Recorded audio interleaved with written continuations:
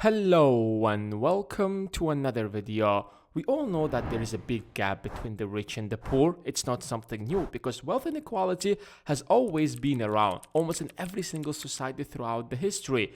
Let's take a look at the actual data of how wealth is distributed in the United States. It might seem unbelievable, but believe it or not, more than 35% of America's wealth are in the hands of only 1% of its citizens. Not 10%, neither 5 or even 3, it's 1%. The total wealth of the United States is estimated to be $85 trillion, which means that this 1% of the population literally owns almost $30 trillion. Amazing, right? Before you make your conclusions where the rest of the wealth goes to, let me tell you about the rest of the statistics. The next 4% of the population owns roughly around 28% of the total wealth, which is less than the top 1% by a significant amount. Moving to the next 5%, they hold the other 14%. The next 10% of the population are not that far away as they own 14% of that wealth. What's more fascinating is that the next 40% of the population owns the rest of that wealth. Wait a second, you're probably a little confused, right? Because that leaves us with another 40% of the population. What about them? They make up almost half of the country. The truth is that they don't own anything of that wealth. Seriously? Yes, seriously. If you are from outside US, your country isn't far away from the statistics. In fact, 8 richest men in the world own as much wealth as the poorest half of the world's population. This chart might make you feel little bad about what's happening in the world, but honestly, it's not a coincidence. People who ended up in every category in most of the cases made the choice to be there. Yes, of course, there is little bit of luck here and there, but mostly it's about the different financial decisions they have made. And the purpose of this video isn't to make you feel about that wealth inequality, but rather to teach you about the different financial decisions people made and ended up in different categories in this chart, so that you can make such decisions and end up in the top 10% or at least 20%. Before we move on, make sure that you hit that subscribe button and the bell besides it to be updated when the next video will be up on the channel. What differentiates people on the top 1% from the bottom 40% is the way they think, the way they understand money, and all this can be explained in this simple quadrant. The first type of people are employees who make the majority of the bottom 40%. You might still be wondering, how is it possible that they don't own anything? It's pretty simple to explain.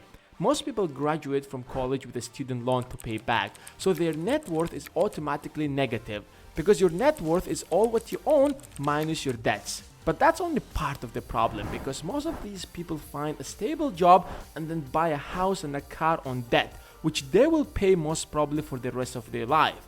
The bigger problem is that they cannot leave that job because they have to make periodic payments to cover their loans. So no wonder they are in the bottom 40%, because they made the choice to be there.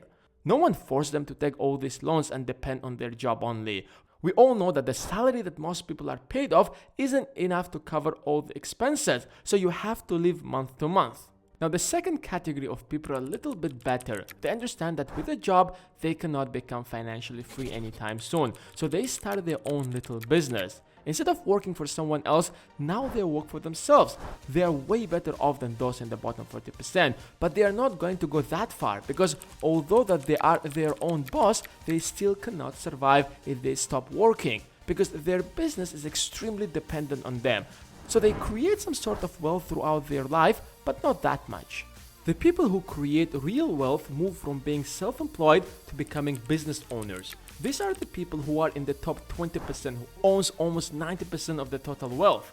The difference between these two is that self-employed runs the business, but business owners creates a business that's capable of running without him, and he still takes the profit. For instance, self-employed sets a shop and starts working there, while business owner builds the shop but hires someone else to run it and he takes the profit, while he moves and builds another shop and so on.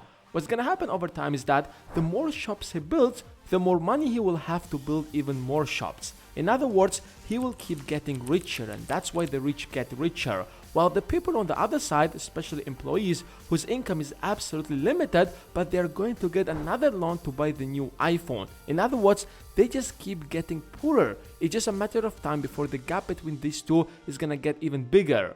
Now let's move to the last type of people in this quadrant, who are investors. These are the type of people who invest in other people's businesses.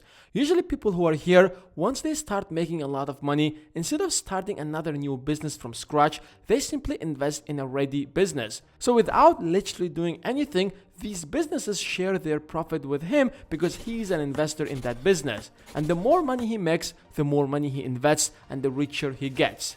And that's the reason why people on the top get richer while those who are in the bottom keep getting poorer. So where would you like to be? Are you ready to work your ass off to be in the top 10 or 20%? Or you're comfortable with a stable job and tons of loans on your shoulder? This video is based on the book Cash Flow Quadrant by Robert Kiyosaki.